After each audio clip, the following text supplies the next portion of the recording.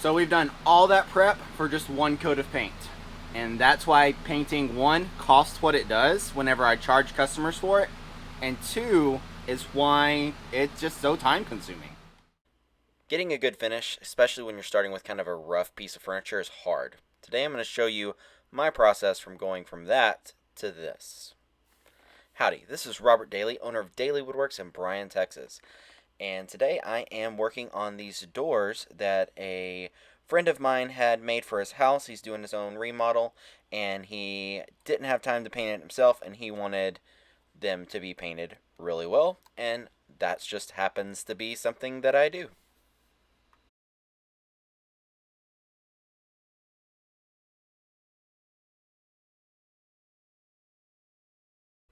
Now, I will freely and openly admit that I am not the world's foremost expert.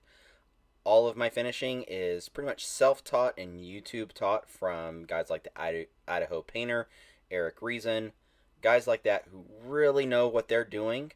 But I figured out this process that works for me. All that said, I have been doing this for many years, but if you're seeing something that you would do differently or I could do better, let me know in the comments because I am all about learning and improving because frankly, this is my least favorite part of what I do. So I try to do it well and have the right tools to do it well, but it's still not fun. So what I'm doing is I'm masking off all the glass in these doors and then I'm sealing it with a black sealant. I'm using black because we're painting this black and I want to be as close to color matching as possible. Doing a white primer or a white caulking when you're painting a dark color is just, you're setting yourself up for more work than you have to do. By using the black, it's going to blend in if I don't cover it completely, or if I slightly sand through it in a place, you're not going to see it. So kind of how painting works is you're just trying to cover up every mistake that you can possibly cover up with a finish that looks really nice. And yes, this is monotonous and time consuming. Probably 90 to 99.99999% of all finishing is just in your prep. Very little of it is actually applying paint. And of course, now that I finished one side, I have to do it on the other side, and I have 3 total doors to do. I'll spare you all of that. So this is what we're looking like before we paint it. Overall, it's okay. There's a little corner here that kind of got chipped. These aren't perfectly filled in right here. You can kind of see the pores around it, especially like right here. But what I'm going to do is I'm going to prime it before I go and try to fill things like this right here. So this is definitely going to need a lot of work on it, but by priming it now, I can start the process of building up a good surface. You can see right here, this veneer has been sanded through, which is really bad because it's going to take the primer very unevenly.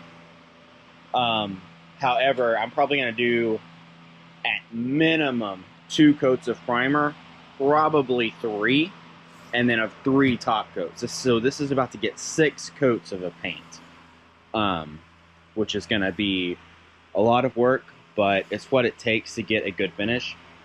Now, most of the time, if I'm dealing with a solid wood project, especially with a beech hardwood that I really like to use on a darker color like this, I can skip the primer altogether, do my first coat, sand it smooth, 3rd coat, and then work up to 3 coats, and it's good.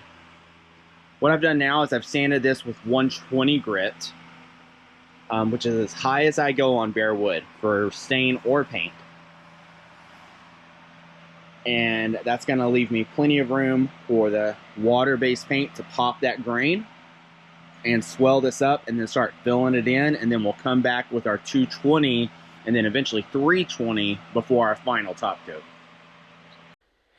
Now I use an HVLP system for my painting, which means I have to thin it a little bit to get it to spray evenly, unlike an airless where you can just spray straight from the can. I really like this primer from Benjamin Moore. It's the Fresh Start Primer, and I always have them tint it as dark as possible, especially for these dark colors. and now I am just laying it on thick.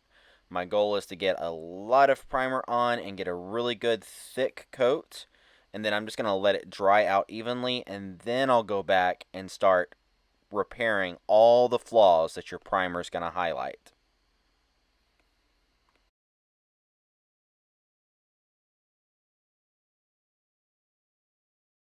So now that we're primed and mostly dry, it's really kind of cool and damp today, so it's taken a pretty long time to dry. You can really see the imperfections we've got to get out. You can really see right here how that needs work. That needs a fair bit of work. And it really brings those imperfections to the forefront so we can really see them. Like right here, we kind of have like this weird scratch right here. Like all those things are things that have to be dealt with. So my next step is going to be filling all these in, letting it dry completely, and then sanding this whole thing smooth, probably with 220 between coats. And then I'll do a second coat of primer, and then I'll check again for any imperfections. So you can see right here, we've got a little crack, little things. And that's why I like priming, because wood grain hides those imperfections. And once you prime it, you can really see what you need to do.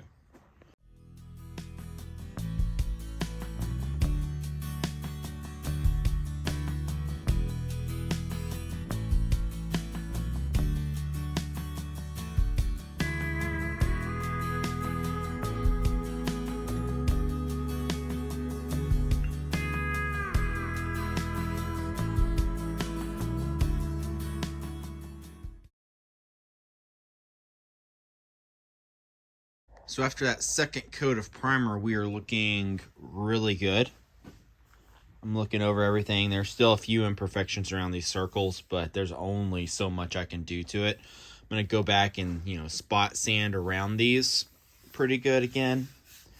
And then these are pretty well ready to flip. I'll probably go in and fill this in again. I'll sand it and fill this in again because you can still see these lines around here. So I'm going to try to hide that better, but then I'm ready to flip it, get the other side primed, and then I'll do a third coat of primer as needed, and then start doing my top coats. I think I'm going to try to stand these up when I paint them so I can do both sides at once. But for the primer, because of how thick I'm laying it on, I like it on the flat. That way it really has time to level out and settle in without any runs.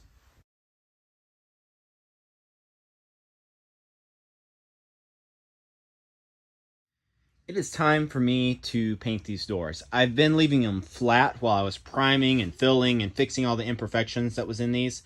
But now I want to actually stand them up vertically to paint them. This is what I've come up with. I think I've seen something like this before, but basically this is a little jig I made out of some scrap wood. And this jig is going to attach like this, and then I can stand the door up. It's going to raise it up about an inch, and hopefully that'll give me enough clearance to where I can get under it good, and then I'll just have to paint the very top of this with a brush, but you never see that.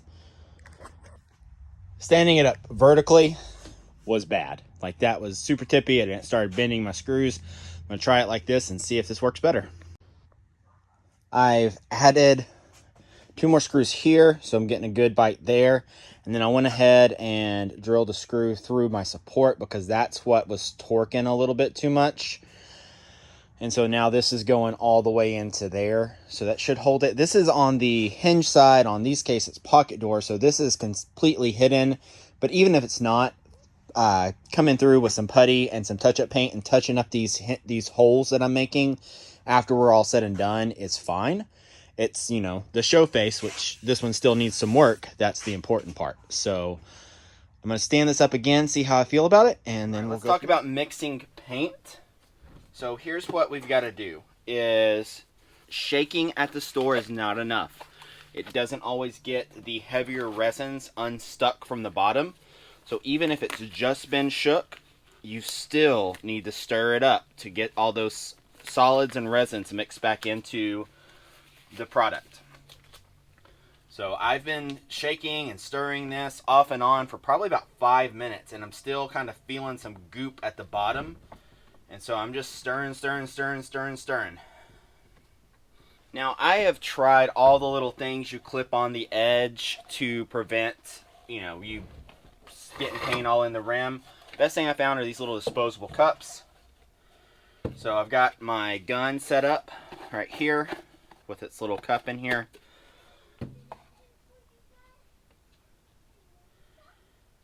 And I'm not using a strainer because my gun has a built-in strainer in it. But if you don't have this little mesh guy right here, you need to strain this before you put it in. Painting is 90% prep, 10% spraying. Maybe it's more like 99% prep, 1% spraying. But so little of what you actually do when you're doing a good paint job is applying paint. As I stir it, and I pull this out, you can see how it's like holding that little shape there for 1 Mississippi, 2 Mississippi, 3 Mississippi. I have discovered that in my spray gun, thinning it enough where those little lines disappear almost instantly is what's right for my gun. Every paint has a different viscosity, so I just add a little bit of water to get it there. Some I don't have to add anything. This one's a little bit thicker and I need to add a little bit. And whenever I say a little bit, I mean like a little bit, like maybe a teaspoon. I've just put a little bit of water in here, and I'm gonna just kind of dump a little bit in there. And then I'm gonna stir it up again. So you can see now that I've mixed it for a few minutes. See how that's flowing in there a lot easier, but it's not quite where we need it yet. I don't want to add more water. I mean, I can, but I'd rather add some extender, which is this stuff right here. I'm using Killing paint, but this is Benjamin Moore extender. That's fine. Just want to make sure it's for water-based or waterborne paint. And so I'm going to add like a cap full of this. What this does is it makes the dry time a little bit longer and helps it level out so you don't get an orange peel. So I'm just going to do a cap full. And yeah, I'm just going to do a cap full because I'm spraying vertically, so I don't want it to risk running because it does increase the risk of it running. So if I was spraying on the flat, I might do 2 capfuls. And then we just spend a few minutes mixing it up. And I'm talking a few, like a minute minimum. Alright, so I've mixed it, and basically I just counted to 90 Mississippi as I was stirring this. You can see it's leveling out now. It's probably a little on the thick side, but I'm going to go ahead and put my first coat on, because I'm going to sand my first coat anyway. So if it does get a little bit of orange peel on it, I'm going to sand that back. And then I'm going to do 3 top coats.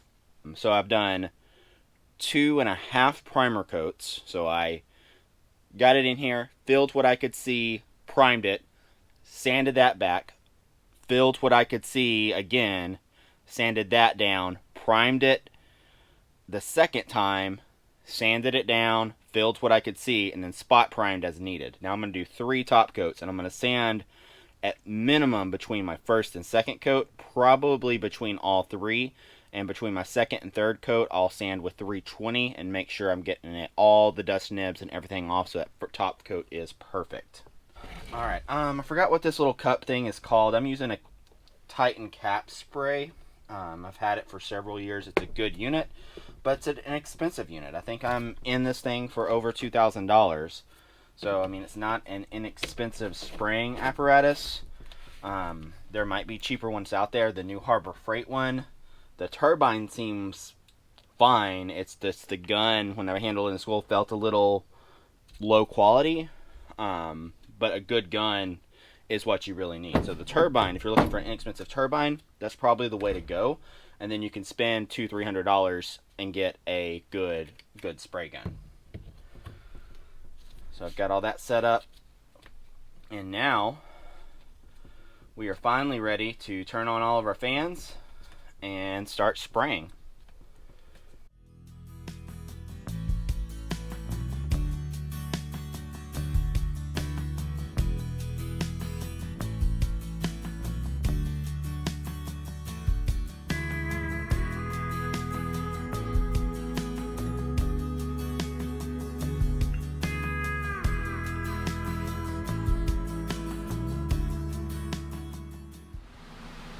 So we've done all that prep for just one coat of paint. And that's why painting, one, costs what it does whenever I charge customers for it. And two, is why it's just so time consuming. There's a lot of overspray in here, so I'm trying to take a breath while breathing through my mask, because that's another thing, especially when you spray, you want a good mask, okay? And I've got links to everything in my toolkit page. And I'll have links in the bottom of this video as well. So now it's give this a couple hours to dry. It's kind of cold, kind of humid. It's gonna take a while. I've got my AC on dehumidify, so hopefully that will suck the moisture out of the air. But I'm also have windows open. I have a fan bringing filtered air in here, and then I have the fans in the back sucking the fumes out. And just in the minute I've been talking, it's gone from a slight haze in the air to a lot clearer, which is why I like my spray booth setup. So now it's let this dry. We'll come back and we'll inspect it together and then see, okay, we're gonna spot sand this with some 320 and then prep it for that second coat, and then come back and do that final top coat, which is really gonna finish everything off. So this is a good place to talk about technique. After my first coat, I'm sanding with 320, so I started with 120 on bare wood, 220 for primer, 320 after my first coat and subsequent coats of paint. Then I'm wiping everything down with a damp cloth to get all that dust off of there. Once that's done, then I go back and do my next coat of paint.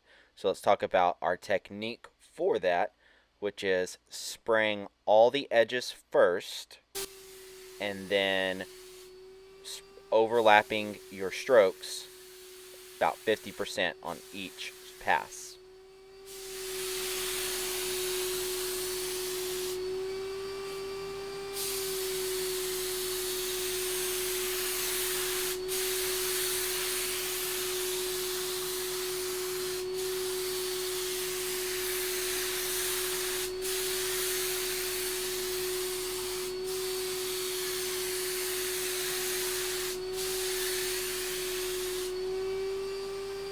We are now to the final part of this, and I'm getting ready to do my third and final coat on this.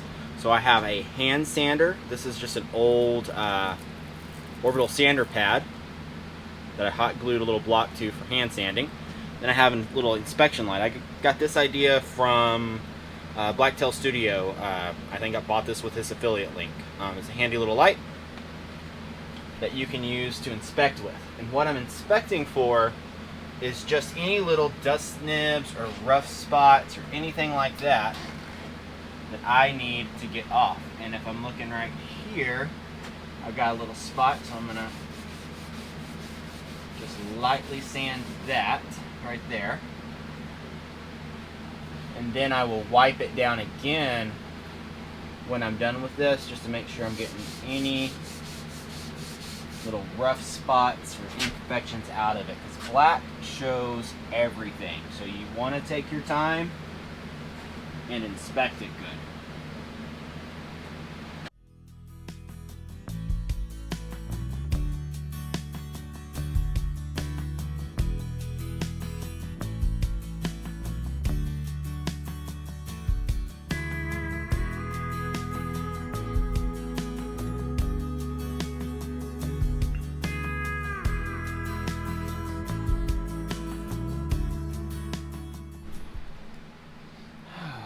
We're now reaching what's probably the riskiest part of all of this, is we have to remove our tape.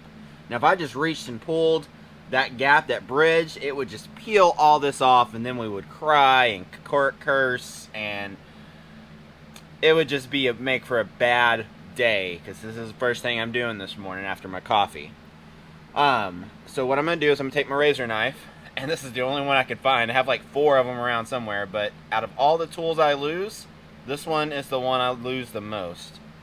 And what we're going to do is we're going to very carefully and lightly just go where that seam is that we caught from at the very beginning, and just very lightly score it. If I try to push too hard, I can slip and make a big scratch. So I'm just going to kind of get my blade in that seam, and I'm going to let the blade do the work all the way around. Now that I've got it scored all the way around, I'm going to go again and again and again until I get really all the way through that sealant I applied.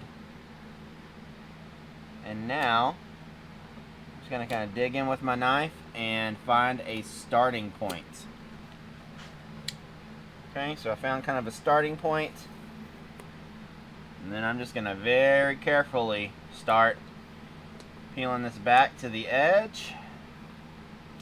We're going to see what happens. Good. See how that's coming off nice and clean now? And I am just slowly doing this and peeling that tape back. I'm checking for any bridging. It looks like I didn't quite get through right there, so I'm going to stop. Come back and slice that again. There we go. See how it's coming off nice and clean? So yeah, it started pulling right here. So I'm going to go back and just, again, rescore that. Now I'm just getting that corner, and I'm just going to, again, slowly pull this off.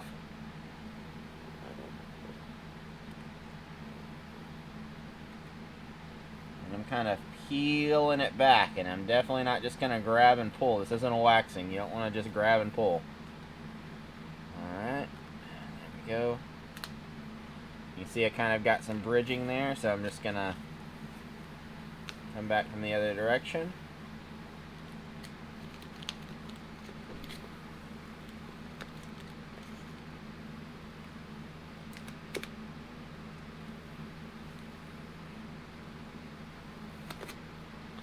That went really well.